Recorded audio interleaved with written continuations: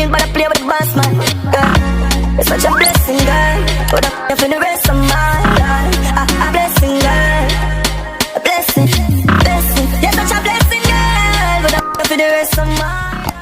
The name of Jamaica comes from the Arawakan name for the island. This original name is thought to mean land of wood and water, land of springs, or even rich in springs, as the island is home to incredible natural beauty. Over time, this name changed to the name we know it as today, Jamaica. Now, this is a satisfyingly Caribbean etymology for a satisfyingly Caribbean island, yet it's here the Caribbean names for the country seem to fall a lot at the wayside. If you look at a map of the towns, villages and cities of Jamaica, you will notice that a huge amount of these settlements will have either an English or a Spanish name. Let's have a look at some of these names. Of course, we have the capital of the island, Kingston, which shares its name with the borough of London, Kingston upon Thames, which in turn gets its name from a town in Yorkshire. It's a whole thing. But beyond that, we have the three counties of Jamaica, called Cornwall, Middlesex and Surrey. This is so bizarre to an Englishman like me, as Cornwall, Jamaica looks like this, and Cornwall, England looks like this. Jamaica even has its own West End. This West End, however, is a beach paradise and not full of musicals. Yet also in the Cornwall County, we have the country's second biggest city of Montego Bay, and its traditional county town is called Savannah La Mar, which in Spanish means plains by the sea. I think what perhaps makes my point most clear is that in the Middlesex County of Jamaica, we literally have a town called Spanish Town. Though Spanish Town is actually the name given to the town by the British. The Spanish actually called it Villa de la Vega or Santiago de la Vega. But anyway, I'm sure you guys are understanding just how odd this situation is. So why do so many settlements in this Caribbean paradise have names that originate from a country in the Mediterranean and a country that prides itself on moaning and its rain? Well, the short answer to this is empire, specifically the empires of Spain and Britain. It was the Spanish who were the first Europeans to find and settle the land, led of course by Christopher Columbus. Columbus's exploration of the New World are perhaps some of the most well-known explorations in our history. The part of his travels we need to look into, however, is when he landed on the island of Cuba. The story goes that the Cuban natives weren't too happy with Columbus and his men on their land, so to try and get him away, they told Columbus of an island south of theirs that was rich with gold. With figurative dollar signs in his eyes, Columbus and his men left Cuba and set sail for this gold-laden island. But of course, when they got there on the 3rd of May 1494, there wasn't as much gold as he was initially told about. Nevertheless, the Spanish settled on the island. Columbus named it Santiago, but this name didn't really catch on. The Spanish unfortunately enslaved, murdered and raped many of the indigenous people of the island. There are some absolute horror stories about what the Spanish did to these people. Some stories tell us that the Spanish would compete to see if they could cut their heads off in one stroke, and letting their dogs hunt them, allowing them to tear them apart. The first Spanish settlement on the land was founded in 1509, named Sevilla la Nueva, New Seville,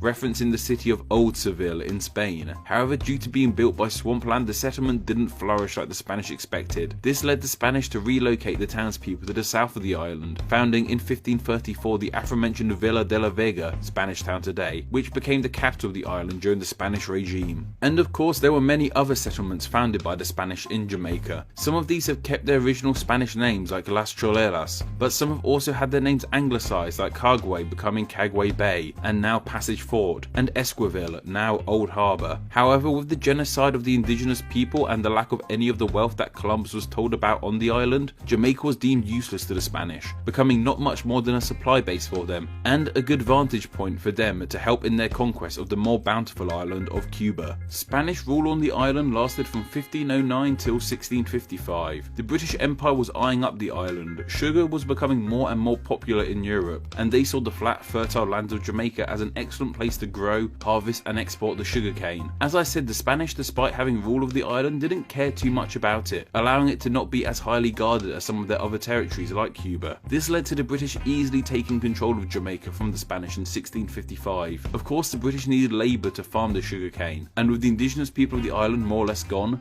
the British turned to transporting slaves from West Africa to do the work. Unfortunately, these slaves weren't treated by the British much better than how the Spanish treated the natives of the island. When they were captured in Africa, they were herded and branded like cattle and forced onto ships heading to Jamaica. The British put bans on the slaves, not allowing them to celebrate their African culture in any way, banning their music, languages and religion, being taught Christianity by the English in an attempt to remove their minds from their homeland. Of course, as well as being horrendous to West Africans, the British made many settlements in Jamaica, most famously the country's capital to this day, Kingston. As I said, named after Kingston here in England. Kingston was founded in 1692 in the fallout of an earthquake that devastated dominated much of the land. From here it grew into the island's centre of trade and business like we know it today. It was later on during the British rule of the island in 1758, the 3 counties of Jamaica were named by the British too. These were of course Cornwall, Middlesex and Surrey. Other English names cover the island too, like the city of Falmouth, Jamaica, the Manchester parish of Jamaica and Twickenham Park in Jamaica. There was British rule in Jamaica till 1962, when on the 6th of August, Jamaica became an independent nation and is still part of the Commonwealth to this day. But it's not just English and Spanish names that cover Jamaica. With the British conquest came Scottish settlers to the island, naming parts of Jamaica things such as Aberdeen, Dunkeld and Tarlock. Welsh names too like Pembroke and Cardiff Hall. The National Library of Jamaica have an amazing page on their site that explains many of the names that cover Jamaica. It'll be down below, so go check it out. Yet it's mainly English and Spanish names that cover the land. And while it must seem peculiar and somewhat comical to any Englishman or Spaniard today, these names are a reminder.